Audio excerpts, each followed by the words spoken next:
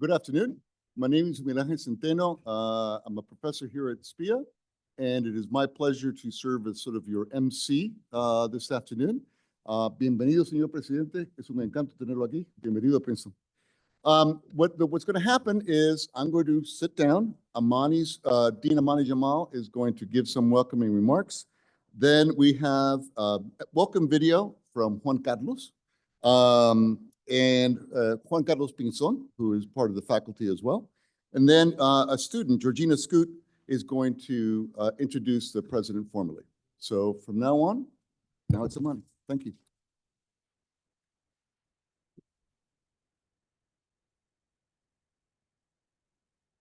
Thank you, Miguel, and good afternoon. I am Amani Jamal. I'm the Dean of the Princeton School of Public and International Affairs. It is my pleasure to welcome you to today's Dean's Leadership Series event. I extend a special welcome to our honored guest, Your Excellency Santiago Peña, the President of Paraguay. It is always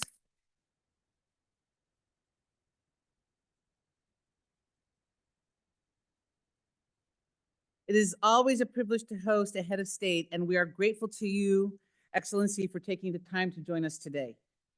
We are also honored to welcome several distinguished members of His Excellency's government who are with us today, including your permanent representative of Paraguay to the United Nations and your Minister of Information Technology and Communication.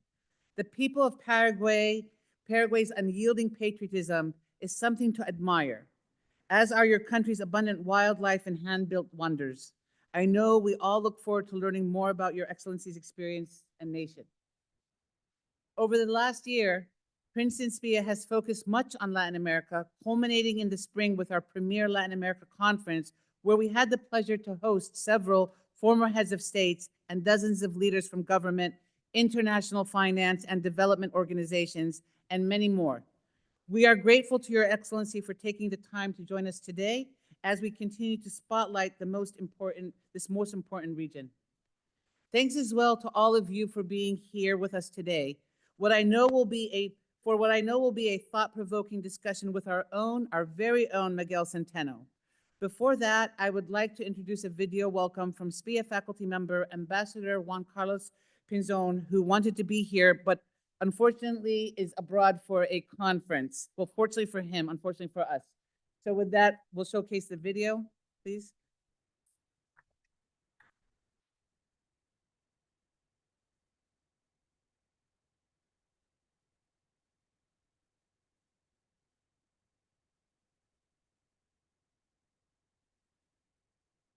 Señor Presidente, bienvenido a la Universidad de Princeton, nuestra Escuela de Asuntos Públicos Internacionales.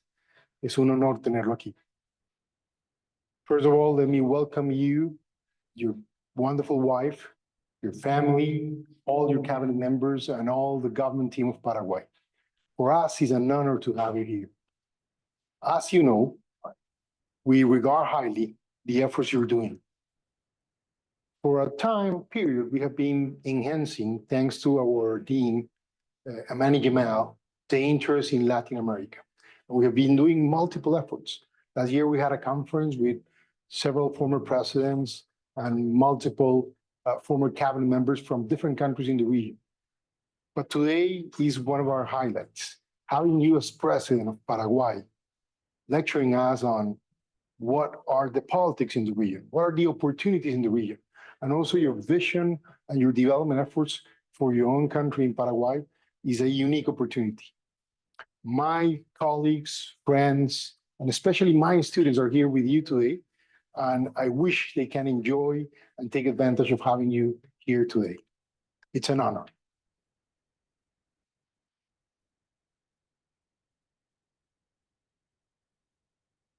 It is now my privilege to present Georgina Scoot, a SPIA undergraduate with the class of 2026, who will introduce His Excellency, President Peña. Georgina, the floor is yours.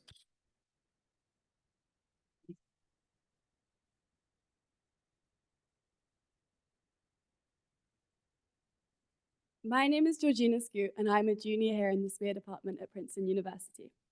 It is my distinct honor to introduce His Excellency, President Santiago Peña, the President of the Republic of Paraguay. His Excellency is the 52nd President of Paraguay and the youngest president in the democratic history of his country. He completed a bachelor's in economics at the Catholic University of Nuestra Señora de la Asunción and completed his master's degree in public administration at Columbia University in New York. His Excellency worked at the Central Bank of Paraguay between 2000 and 2009, at the Department of Monetary and Financial Studies and the Department of Open Market Operations. Then he served at the International Monetary Fund's African Department and later became an analyst. Before his designation as Minister of Finance of Paraguay, he was also a member of the Board of Directors for the Central Bank of Paraguay. He also taught as an Associate Professor of Financial Theory in 2004 and was a tenured professor in 2005 of Economic Theory at the Catholic University of Nuestra Señora de la Asunción. His Excellency published several research articles on monetary policy and financial fields. In 2017, he was a visiting professor at the Graduate School of Political Management at George Washington University, where he shared his experience of public administration in Paraguay. Let's give His Excellency President Peña a warm welcome to Princeton Sphere.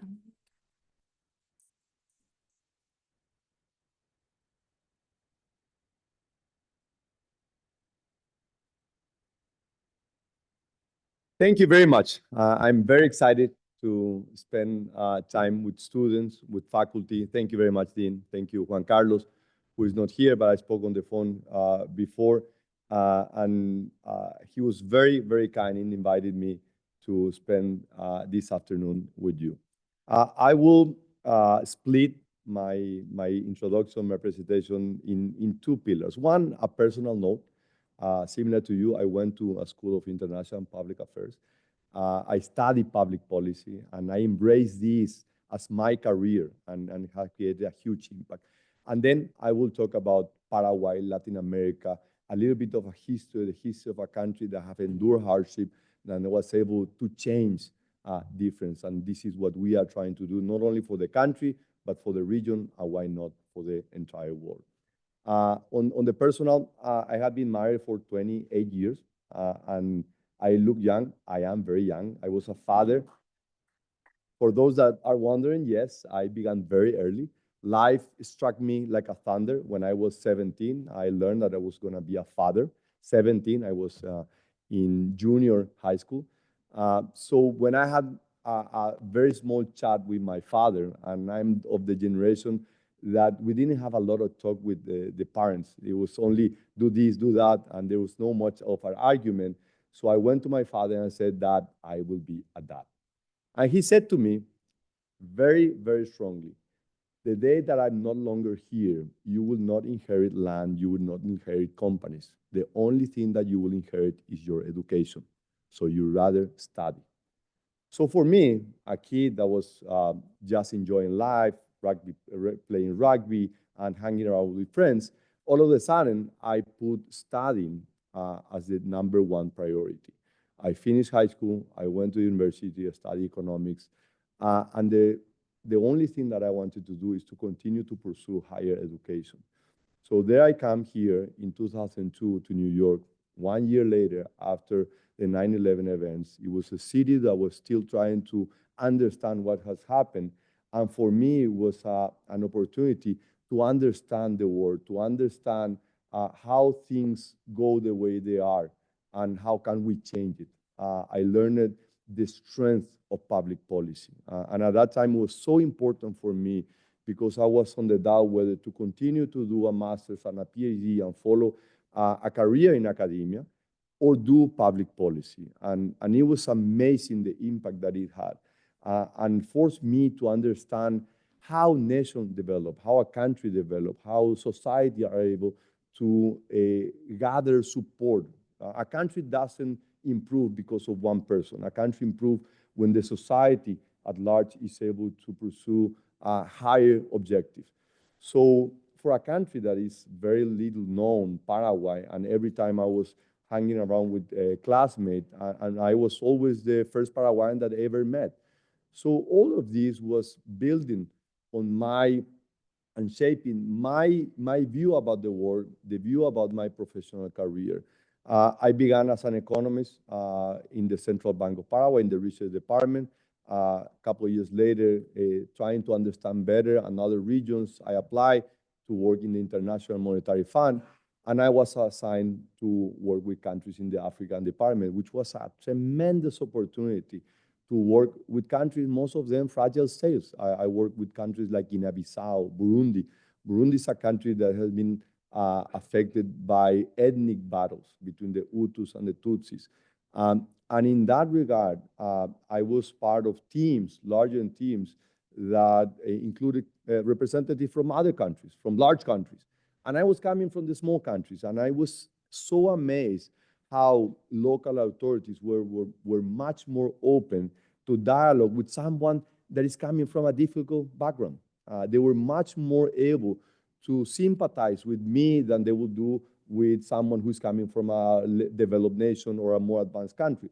So, for example, in working with Guinea-Bissau, I was able to build trust with the Minister of Finance, who later became president of that country, and start to do a lot of reforms. And he will say, everything that I know from public finances is something that I learned from a guy from Paraguay. I not even know where is Paraguay, but I was able to sympathize with him and relate to him. So for me, that was so important on the changes that we can generate, also people coming from small countries. So I later came back to my country. I became member of the board of the central bank at the age of 32. It was quite an opportunity for me to be at the board of an institution that is so important for public policy.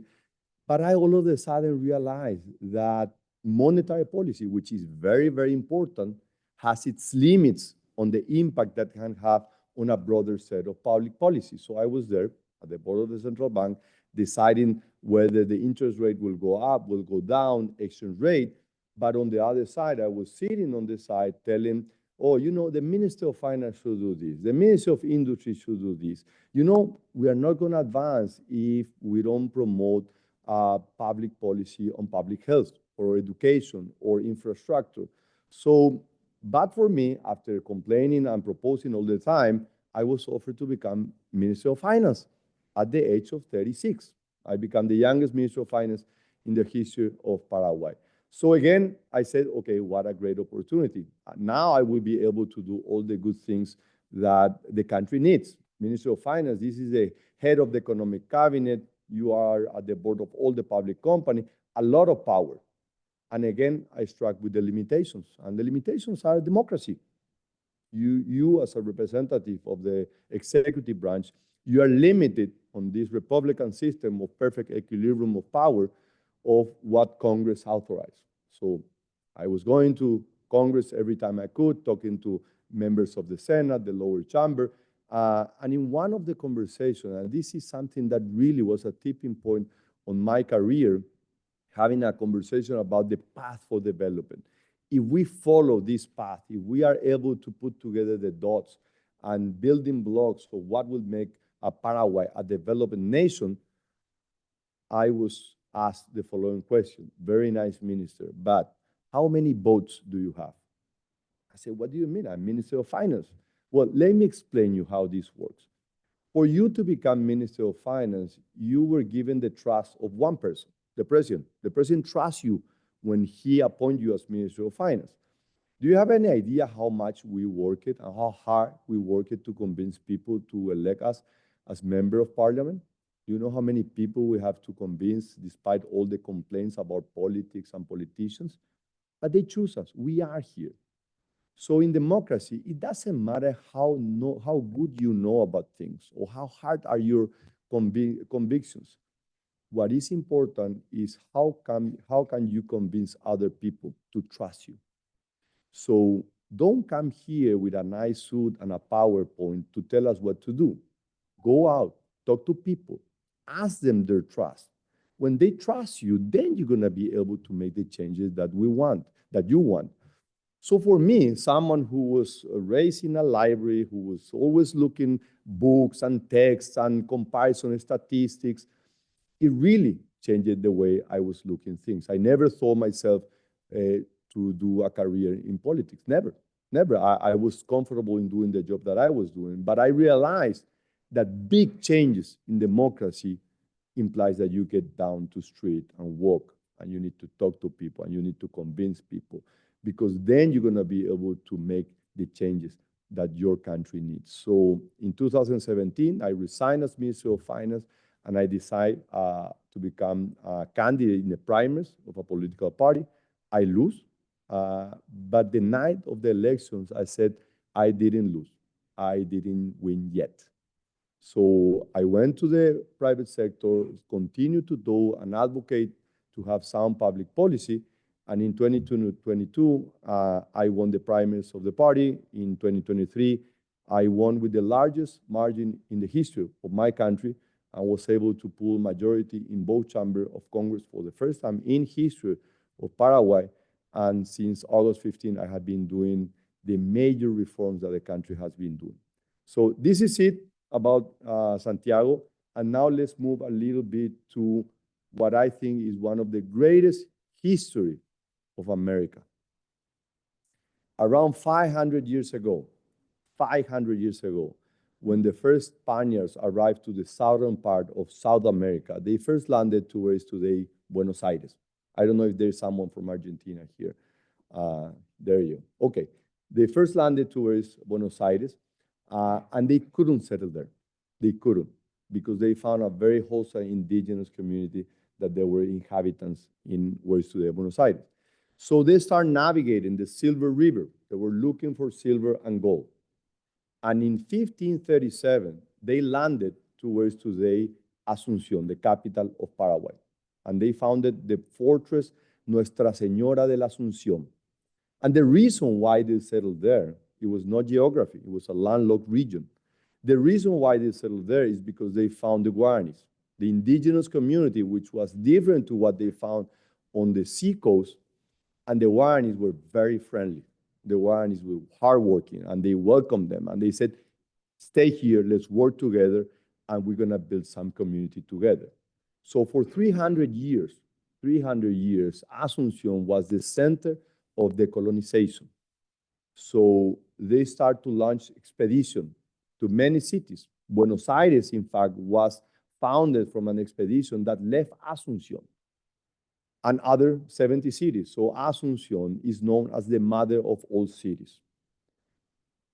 Paraguayans, or at that time people living under the rule of the Spanish crown, decided in 1811 that they wanted to be independent. They wanted to be independent, ahead of Brazil, ahead of Argentina, ahead of Uruguay, ahead of Chile, ahead of all the other countries. And in a battle that lasted 12 hours, Paraguayans decided that they will be independent. And beginning in 1811, Paraguay began his process of independence. So for 30, 40 years, we were ahead of the rest of the countries in Latin America. By 1840, we have reached a level of development that was the highest among the region. We had the first steam train, we have heavy industries, but more importantly, we built these based on our more important strengths, people. We invested in people. We sent Paraguayans abroad, we brought foreigners to train Paraguayans. Human capital was the base of the development in Paraguay. So we have attained the first country to have the eradication of analphabetism. We have a vivid human capital that was developed in the nation, and of course, abundant natural resources. And this, in a way, created a little bit of intolerance in the region. This was not easy times for people living in Paraguay. In 1864, 3 countries signed a secret treaty, the Triple Alliance Treaty. And they said, we're gonna make this country disappear. They don't say we're gonna take a little bit of the part. They said, we're gonna make this country disappear, and we're gonna split their territory and give it away to the 3 countries. So, of course, the Allies outnumbered Paraguay by a large margin, but this was not a problem for Paraguay to fight. And we fought for 6 years. For 6 years, toward the end, Argentinians were already left, Uruguayans already left, because they said this is no longer a war, this is a massacre. So it was only the Brazilians who were leading the fight, And this battle finished on March the 1st, 1870, with the killing of the sitting president who was leading Paraguayan troops in the battlefield, Mariscal Francisco Solano Lopez. So at that moment, we have lost 60% of the territory, and we lose 2/3 of the entire population, 90% of the male population. This is known by many historians in the region as the American Holocaust. And what is more sad is that they couldn't eliminate the Paraguay from the face of the earth, but they damaged so severely at the moment when Latin America was receiving a massive inflow of immigrants. It is calculated that between 1880 and 1920, 80 million Europeans arrived to the southern part of Latin America.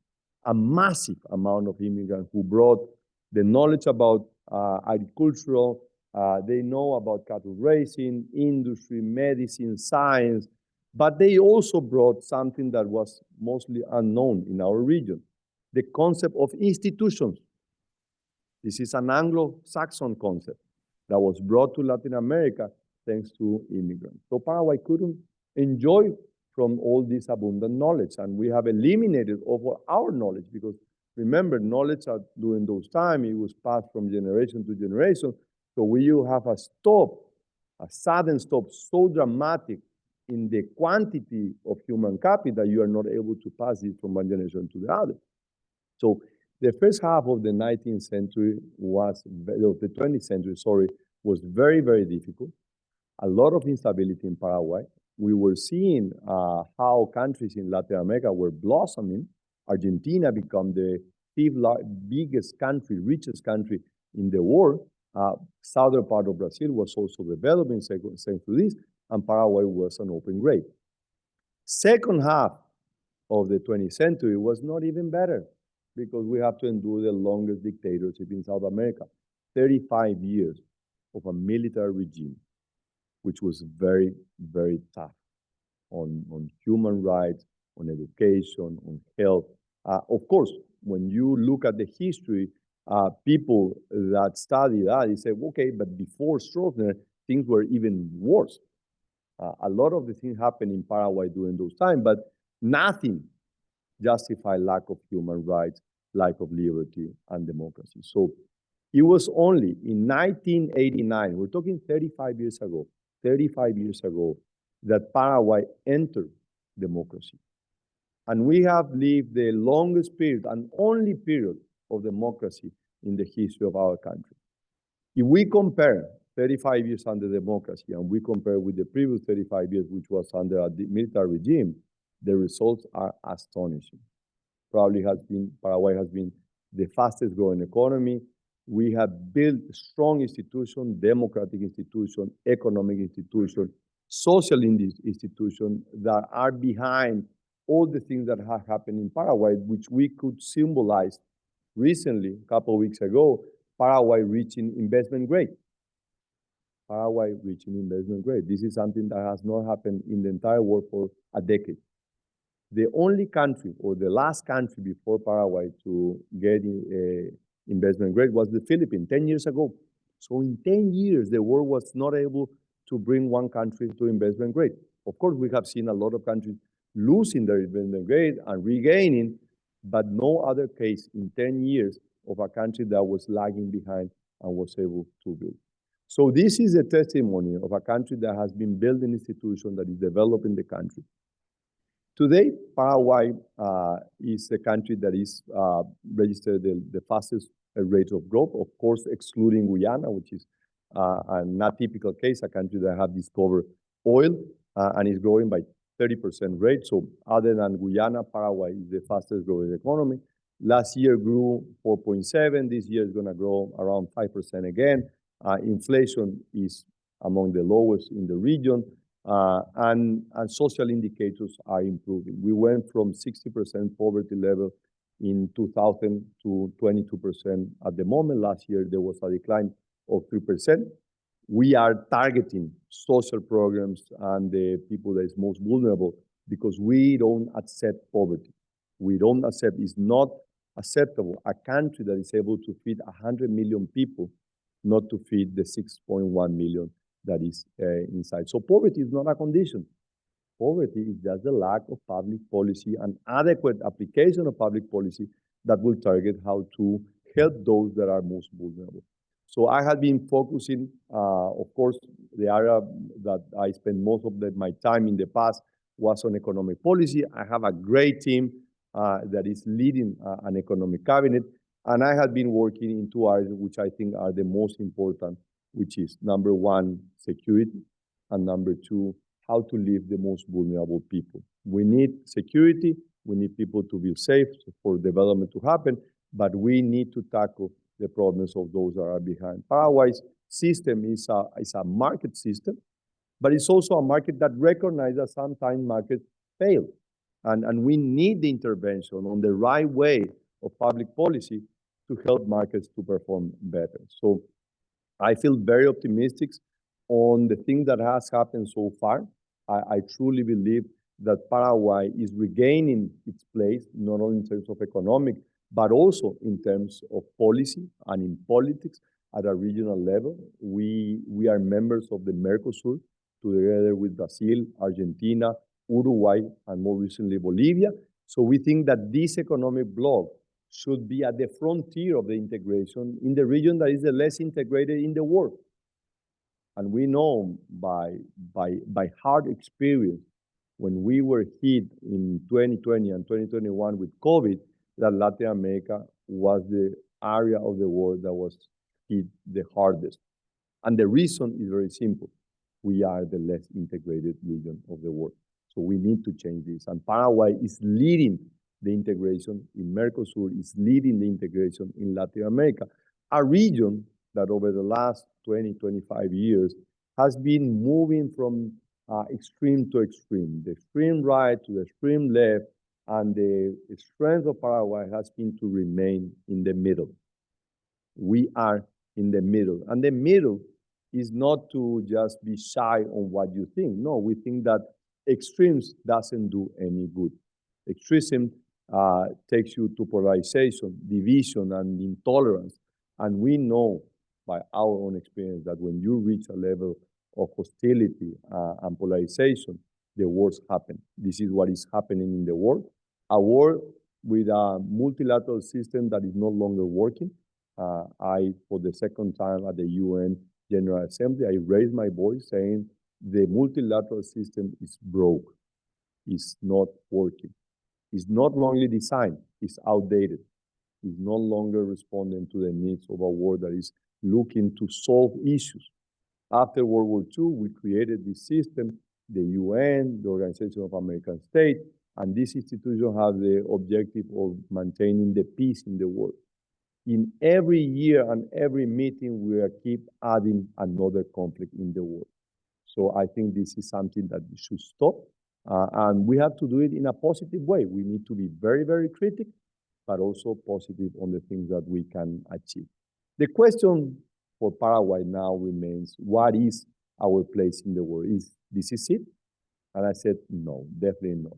We are not even close to the potential that Paraguay has. When we look at the capital endowment, when we look at the human capital that we have, which is our greatest strength, we are a population of 6.1 million people. It's a relatively small population, and mostly young population. 26-year-old is the average age of Paraguay. It's the youngest in Latin America. So we have a thriving young population that is eager to learn, that is discovering our world. For many years, we were an island surrounded by land. Think about it. An island surrounded by land. This is how a very famous writer described Paraguay, Augusto Roabasto, because Paraguayans isolated from the world. And probably there were very good reasons for that. We were afraid of our neighborhood, and we cannot move from our neighborhood. But now we're ready. We're ready to stand up. We're ready to speak loud and defend the things that are important for us. Democracy, freedom, self-determination. These are the things that are behind every position that Paraguay has in the international arena.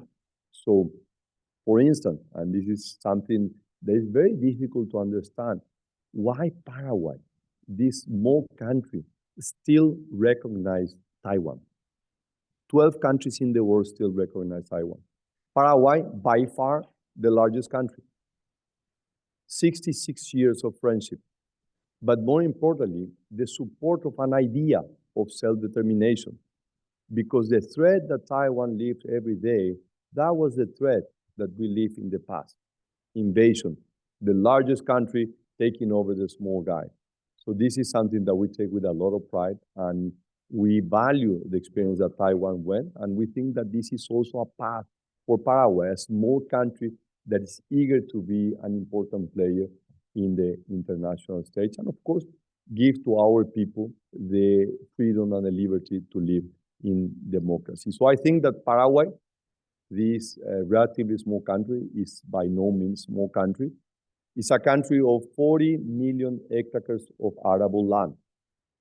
And 40 million is just a number. But when you compare that, for example, to Germany, you realize that Paraguay is larger than Germany. Paraguay has almost the size of Spain. Of course, when you look at the map and you compare to two continents like Argentina and Brazil, it seems a relatively small country, but it's a very large country, mostly flat, 100% arable land. 44% of the entire territory is covered by forests that we are taking care and we are preserving, and we are proud of the connection that we have with the environment. We are a country that is landlocked, but being landlocked is not a problem when you are surrounded by the biggest rivers in Latin America. The Paraguay-Paraná waterway allows us to mobilize goods.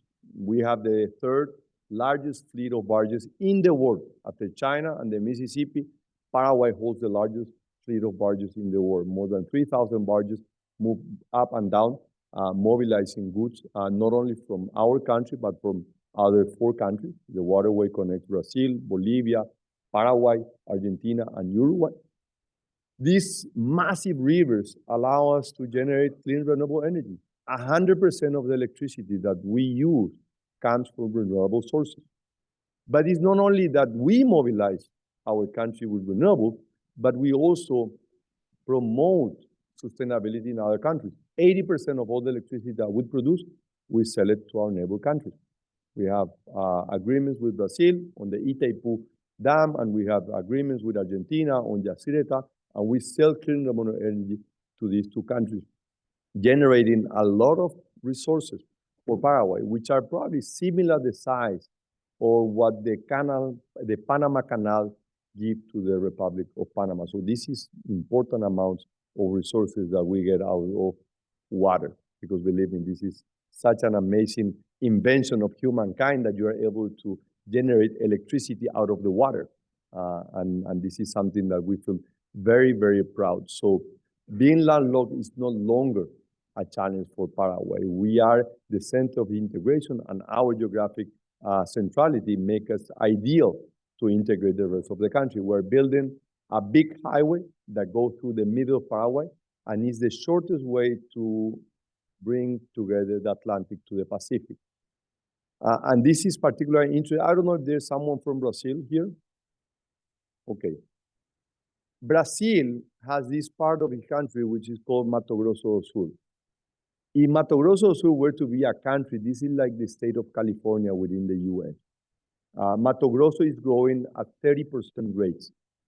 Most of the protein that is produced in the world comes from Mato Grosso do Sul. This is an amazing place that is doing a lot of things, not only in agriculture, cattle raising, but also in industry.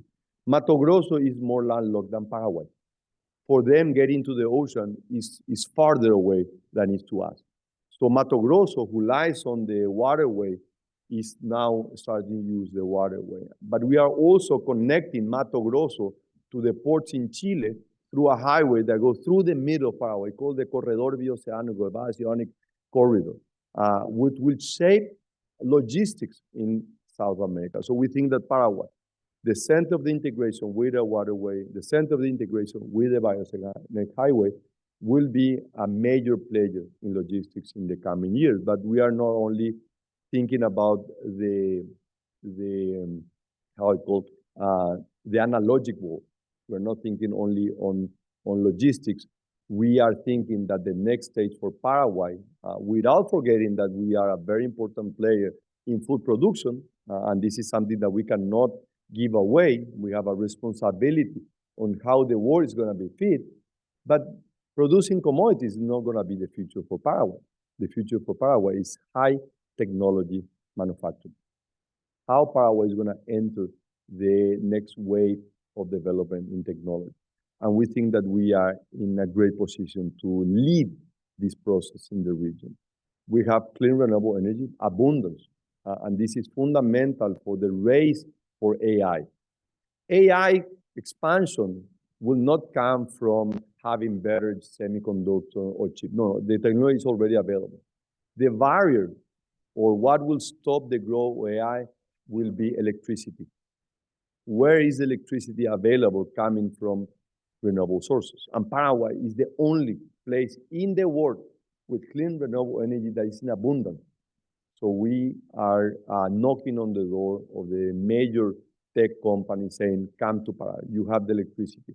You have a country that has built solid institutions, democratic, economic institutions that give you not only the certainty today, but the certainty going forward for multi-billion investment that you're going to be able to be safe in this place. A country with no incidents of natural disaster, no earthquake, nothing that could put in danger doing those type of investment. And for us, is the opportunity to create an environment, an ecosystem surrounding the use of electricity for technology purpose that will allow us to create the type of human capital that is needed for the next generation.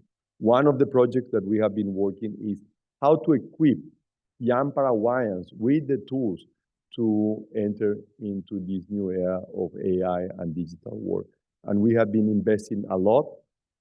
I myself suffer from not having a country with promotion for higher education. When I wanted to come to the US, I couldn't at the beginning.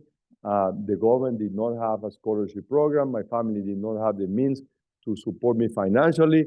I applied to the university, did not give me the support, but it was the government of Japan who gave me a scholarship, so I was able to study. So when I go to the Ministry of Finance 10 years ago, I said, I need to change this. And we launched a scholarship program.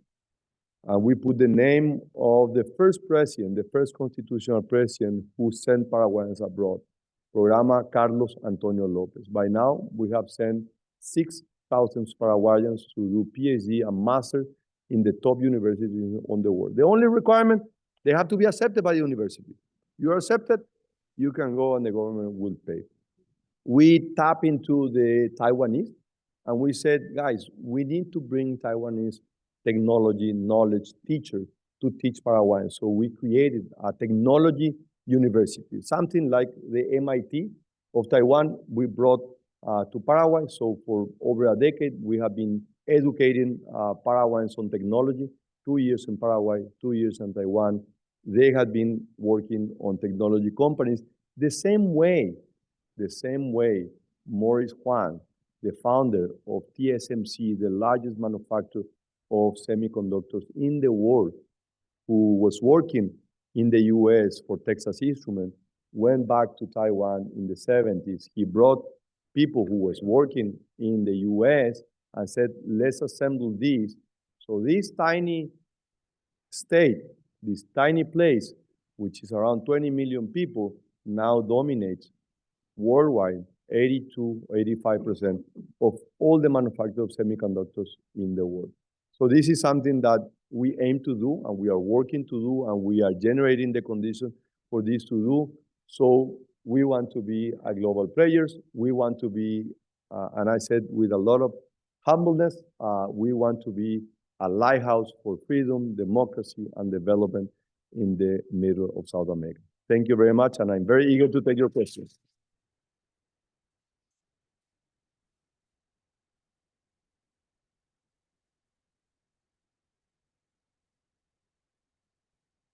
Thank you.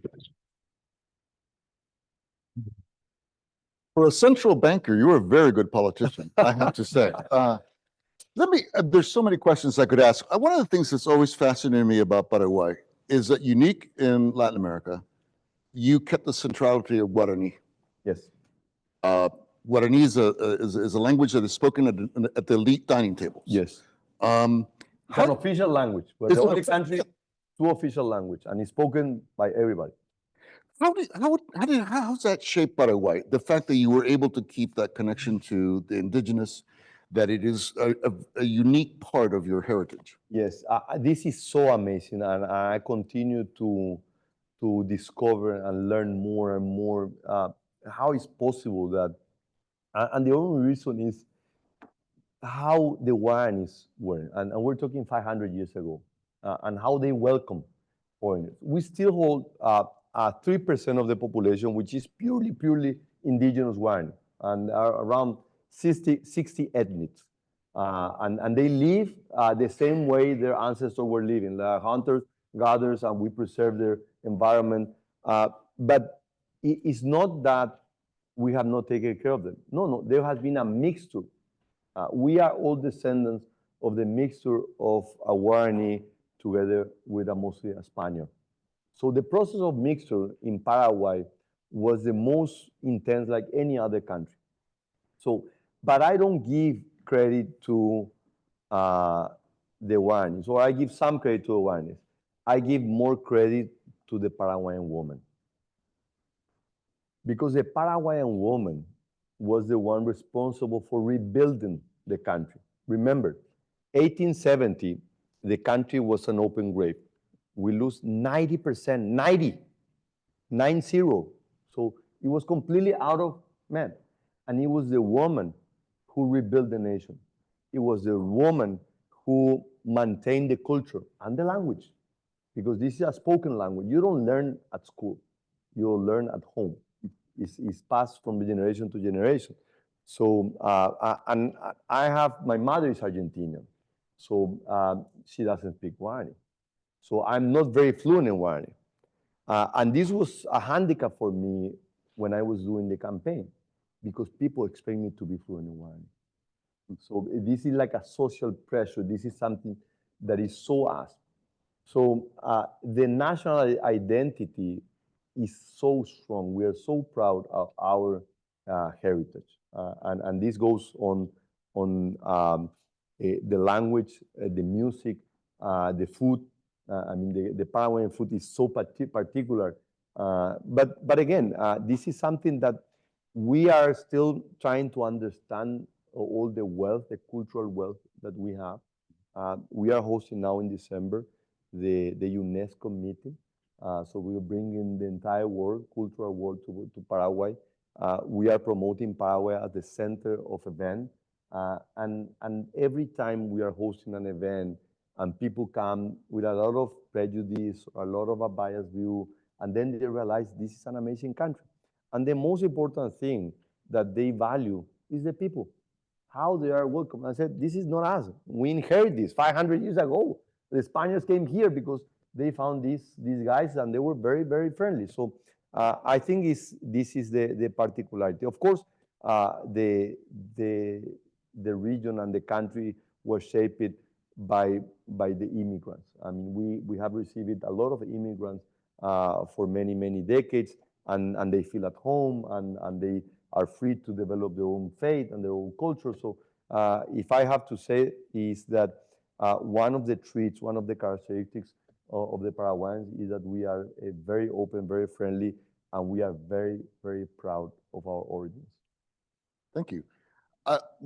Being a president of a Latin American country is not an easy job. Latin America has a crisis perpetually.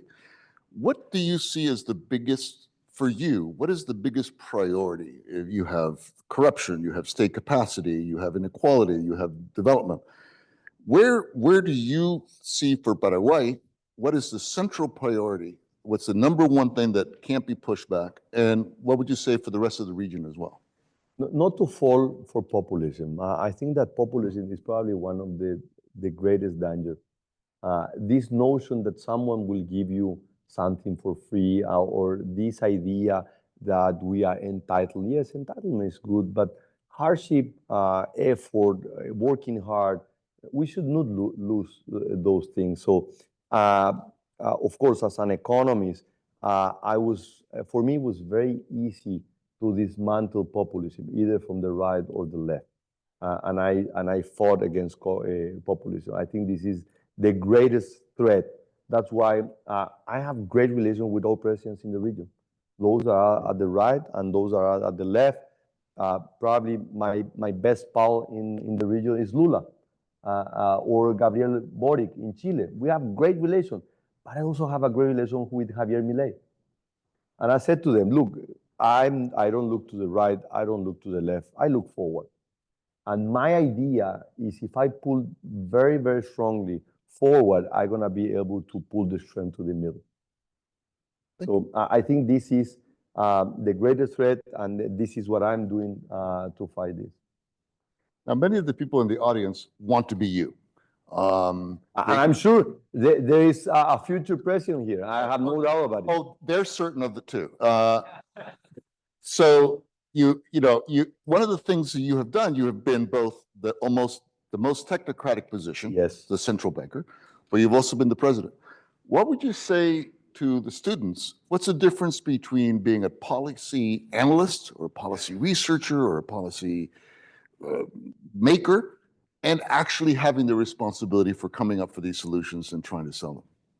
it is amazing. I mean, from the time that I dreamed that public policy could do the change, so understanding how democracy works and the Republican system of perfect equilibrium between the judiciary, the executive branch, and Congress, the capacity, the human being capacity to make changes and not to fall for comfort. I think this is the most amazing thing. So for me, it was not very evident at the beginning. It has been a journey. And every time and in every phase of my career, I was able to shape this view. So of course, when I said that I was a father very young and this struck me like a light, it's not that I'm promoting early fatherhood, right? But assuming a responsibility. For me, it was taking responsibility for something. It was so important in my career. And I think this is, I mean, my son is 27. I have a daughter who began a freshman now in the US. And I always say, work hard. Nobody's gonna give you things for free. You need to earn it. You need to work very hard. And this is the only path. There is no shortcut for development. So for me, it's just the idea of an economist, someone who was educated to make changes in a country, to have the possibility to do the change is such a blessing, such a blessing. So what I have been doing, and in a little bit over a year, is not only winning with a majority, but you need to sustain every day. And you need to talk to people, and you need to convince people, and you need to earn it in the way that they trust. Because when you ask for a law, they don't know whether the law will be good or bad in the short term. And of course, I mean, a politician, he wants to be elected and re-elected. In my case, in the case of Paraguay, and this is because of the history of dictatorship, we cannot be re-elected. So this would be only one time in my life. I will leave office at the age of 49. So I'd rather do all the things I want now because I'm not gonna have another opportunity. So I spend a lot of time at home and abroad talking, explaining, putting the dots together. And I think this is the power of knowledge and education. If you understand how things work and you're able and you're of course convinced of how this should work, go out, talk to people, convince people. I think this is a great tool that we should encourage other people. I mean, when I lose in 2017, I said to myself, what is the message that I'm gonna give to other youngsters that are looking at me, this guy who was not a politician, he got into politics and he lost. People didn't like it. I said, don't worry, continue. So I said to myself, I'm not gonna tell people nothing of the bad things, and I will tell all the good things that you learn when you go out and talk to people. So I was always advocating. Despite losing the election, I encourage young people to get involved. I wish I could understand better and sooner how this thing worked, because the possibility to do changes and to encourage others to do changes, I think is important. And more importantly now, because I think that we are also in a battle on people for their indifference. There's a lot of indifference in the world. And the indifference can because media, social media, a lot of communication is always eager to show the bad, and it's very shy to show the good. And I don't know, I'm sure psychologists know better why this happens and how this react on the human brain, but bad things resonate more. And I always said, airplanes arrive and depart and land every day, and you don't know how many there are, but when there is an accident, it's in the headlines of every news. So we need to advocate for politics, for the good politics, for the service, because politics is that, it's service. But we have to understand that in the way how communication and news goes around, bad things has a more relevant and prominent place than the good things. And politics, like any other human activity, expose the bad of the people and the good of the people. So we need to do an effort to highlight the good things. Good. Now, there's a bunch of students here who I'm sure want to ask you a question and not hear another professor talking. So, yes, in the yellow sweater.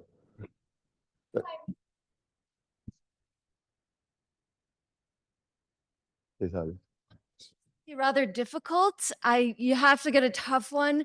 So you talked about being, a lighthouse of democracy and freedom and human rights. I'm very much convinced by your sort of technocratic program.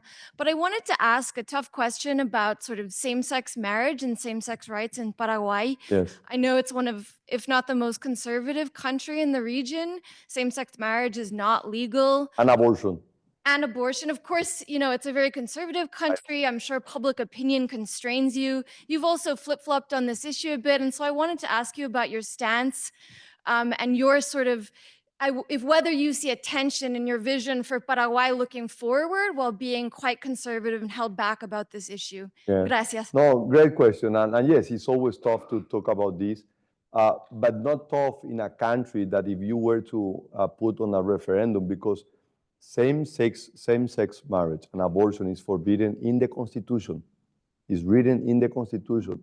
And if this is were to put for a referendum, probably 99% of the population will vote to maintain like this.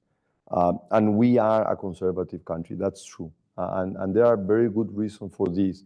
And this is probably because of the process of the colony. When the Spaniards came, they also brought the Jesuit missions. The center of the Jesuit mission was the area surrounding Paraguay, because this also includes some parts of Argentina.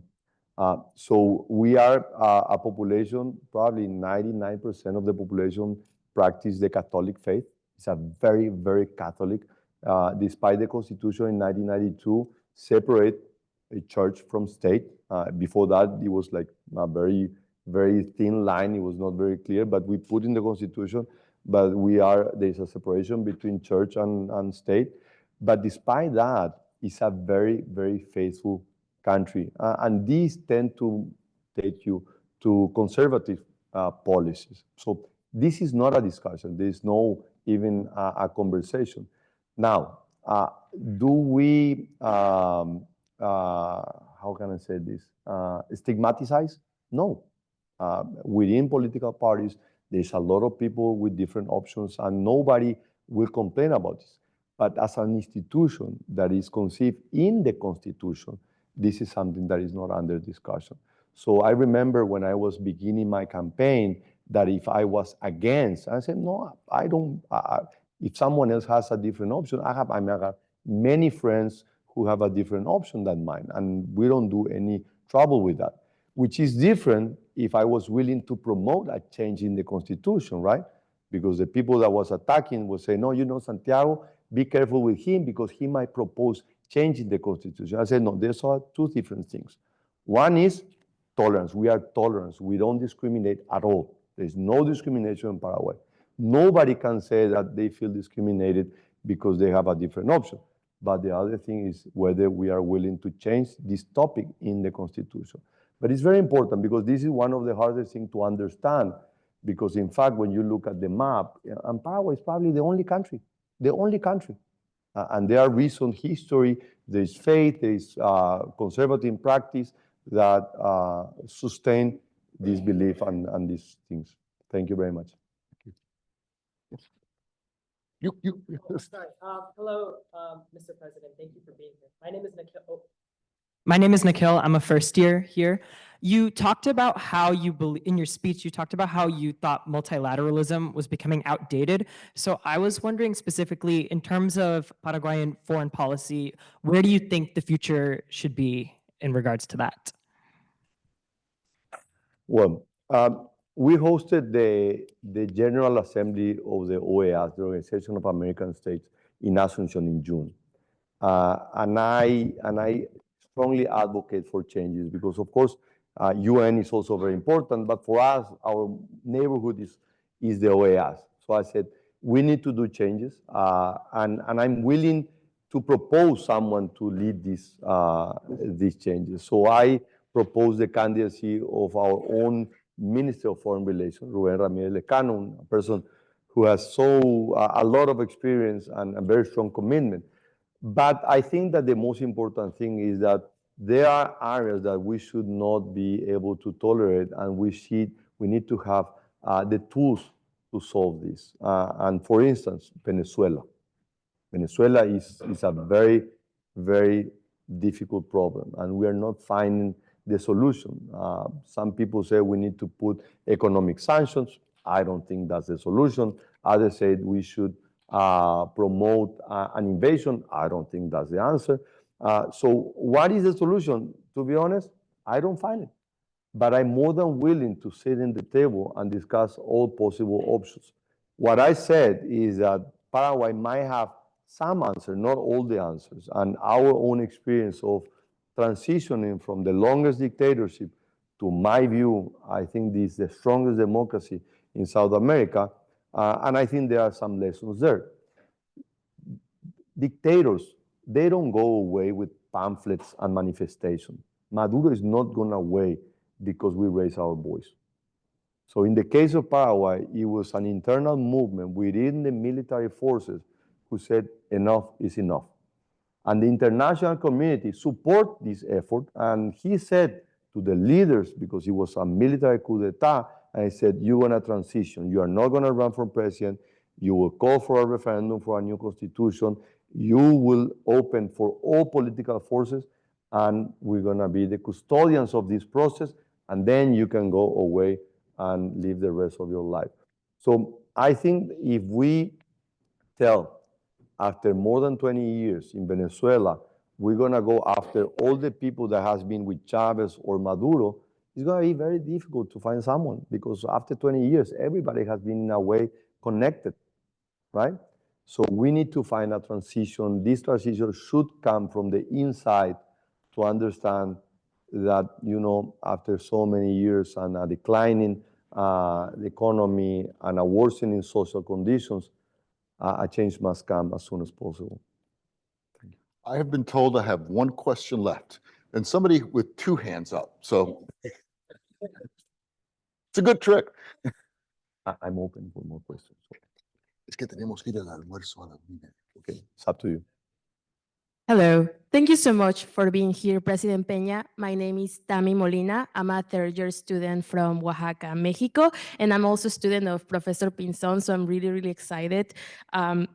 One thing that I wanted to ask, coming back to your presentation about Latin American Union, is that here at Princeton, we usually talk about all of the potential that Latin America has as a region, all of the natural resources, all of this human capital, that one of the questions that always comes around and we never actually find an answer to is how can we make the Latin American region happen in real life? Because we feel like it's something that we talk about here in the US, but it's not necessarily something that is talked about enough in Latin America. So I wonder, in your opinion, what are the steps that the heads of state of the region should take for a Latin American region to happen? And secondly, going to your talk about populism and human capital and talking to people, which was very important, Something that I have come to notice at Princeton is that oftentimes the opinions of analysts, scholars, and very like nice and highly educated people do not necessarily reflect what people from day to day, from indigenous communities feel that they need and that their communities need. And given that you have the experience of speaking with both, how do you find a balance to come up with the best possible public policies? Thank you. Yes, on the first one, I think that we need to be more ambitious. I think one of the problems of our countries is that there's so much richness, there's so much wealth. We have a problem of abundance. When we compare Latin America with other parts of the world, this should be the richest region of the entire world. You have everything that the world needs. So we need to be more ambitious, and sometimes ambitious. We need to share that view. And this is what I have been telling to all presidents. I have spoken with almost all presidents, excluding the president of Venezuela. I have spoken with all the countries in the region. And I tell them, look, we should not stay with what we have. There's so much that we could do. We have to aim more that we are aiming today. And of course, it's easier to say it for a country that is very stable, because Paraguay is a very stable in terms of politics and economy, and there are more instability in other countries, right? But we need to aim very high. For example, I have a lot of respect to what President Milei is doing in Argentina. I know not everybody agree with it, which is normal, right? And he's paying a very high cost on putting Argentina on the right track. Yesterday, we learned that poverty levels went up. And yes, you pay a price for doing for so long policies that are not sound, that are not reasonable. And now he's trying to put effort. But when you hear him, he said, I'm going to make Argentina the greatest nation in the world. And this is not something that is coming from a guy that is delusional. No. Argentina was already among the greatest countries in the world. So this is something that they could achieve. When you think in the Latin American context, Argentina is the country with the largest number of Nobel Prizes. So the type of human capital that they were able to build, it was so important in the past. So there's absolutely no constraint other than the mental constraint. In the case of Paraguay, which is a relatively small compared to other countries, my aim after my first year's mandate is that I want to jump landlocking.